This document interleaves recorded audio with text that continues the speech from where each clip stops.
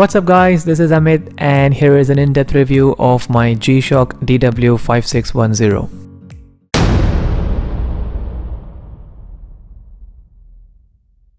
So there it is, the G-Shock DW-5610 in the camo color option.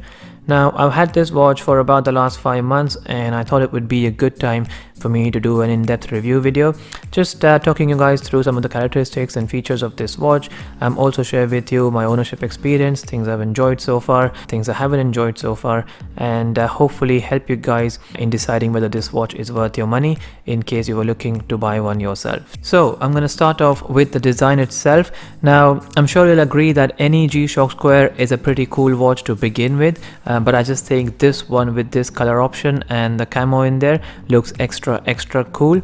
And in terms of the color options, you can also choose the same watch in the dark gray color shown here, or you can also go for one of these dark green here. Now I personally had a look at both of those, but I just felt this one, the one with the camo, looked super cool. And I've personally never had a camo watch before. In fact, I've never had a G-Shock Square before as well, so I just wanted to try both of those things out. And speaking about G-Shocks, those are the two G-Shocks I had, and as you can see there, both of them have an analog dial there. And to be honest, up until very recently, I just thought that the G-Shock with the digital dial alone was a bit too childish maybe, but then obviously that opinion has changed now, and I just find the G-Shock Square a super cool watch to have. Now even if I just compare them purely on the size, so you can see that this one is a massively bigger watch, and even in terms of the height, I think you can agree that this one is massively thick compared to this one here, which is way slimmer. So it is a very comfortable fit. So if you are a fan of big sporty watches, this one might suit you better, but if you like your watches to be under the radar and especially under your sleeves or cuffs, so this one will be the one for you. In terms of the weight itself as well, quite a massive difference. As you can imagine, this is a pretty chunky watch just by going by the size there, whereas this one is so lightweight that you will even forget that you're wearing it most of the time. And with that, I'm gonna start talking about the overall dimensions and the weight of this watch. So the DW-5610 weighs in at just 52 grams, which makes it super lightweight, and probably one of the reasons why this watch is so comfortable to wear every day. And in terms of the dimensions, this is a 43.8mm case size, so roughly about 1mm bigger than the DW-5600, and the height of this watch is about 13.5mm. And when it comes to the lug width of this watch, when you look at the green strap here, the effective lug width is 23mm, which tapers down to about 18mm towards the bottom of the strap here, again making it very comfortable. And when you look at the fabric strap, which also comes with an adapter for 16mm to 20mm, basically meaning you can swap this fabric strap out for any 20mm watch strap you might want to use with this watch, again making it very versatile and very enjoyable, so you can use a lot of straps with this watch.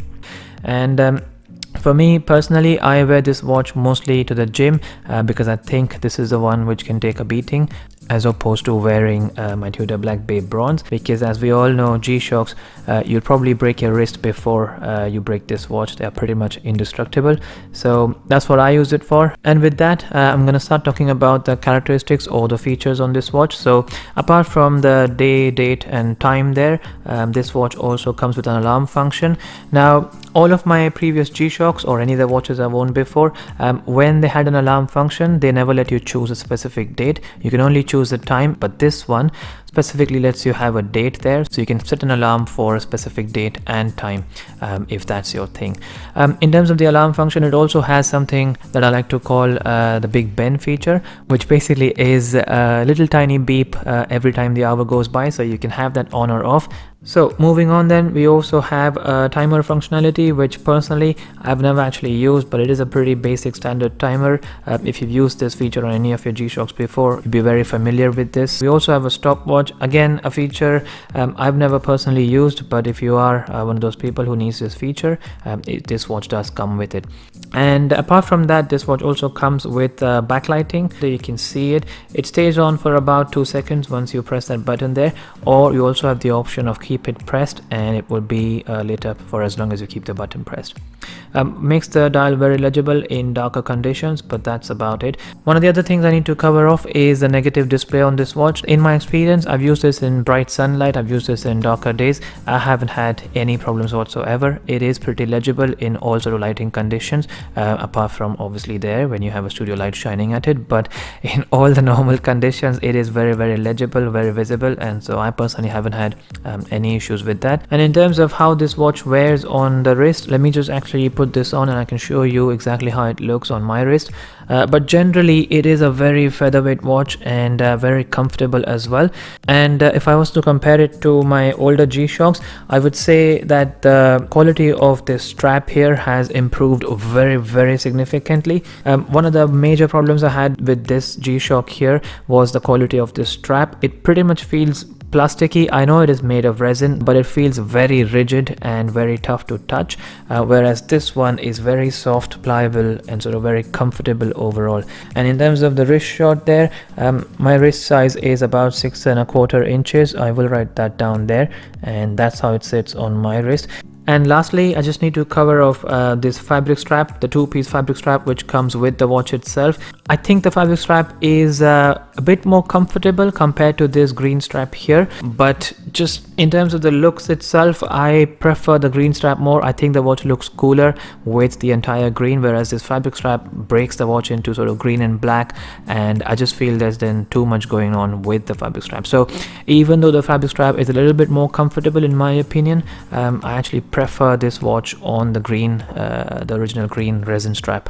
But yeah, if you are somebody who likes the combination of this black and how the watch looks on the fabric strap, it is actually a little bit more comfortable in my opinion. And with that, I feel like I've covered all the positives of this watch. It is an incredible watch. I absolutely love it. It is very rugged, very durable, very usable, very comfortable as well, and also very affordable. So I bought this watch for about £95, and I will leave a link in the description in case you guys are interested in buying one of these. In terms of the negatives or things I haven't liked so far, there's only one thing really, and which is this strap here. Is a bit of a hair puller. Now I'm not sure if that is because I've got excessive amount of hair on my wrist, but generally comparing it to any fabric strap, in fact even the fabric strap which comes with the watch, this one, or more so comparing it with my Tudor, I've never had a hair pull scenario with my Tudor, no matter how tight or loose I wear it, whereas this one, pretty much every time I put it on, it just likes to grab my hair for some reason. So that's an easy fix. I can always trim the hair off, but I just thought I would cover that. Not sure if that's just me, but yeah, that's my experience of having this watch for the last 5 months. And with that, I'm gonna wrap off the video here, and if you guys have enjoyed this video, please give it a big thumbs up and subscribe for plenty more videos to come. If you think I've forgotten something or you have any questions or comments, please leave them in the box below, and I'll try and answer as many as I can. Thank you so much for watching. I will see you in the next one.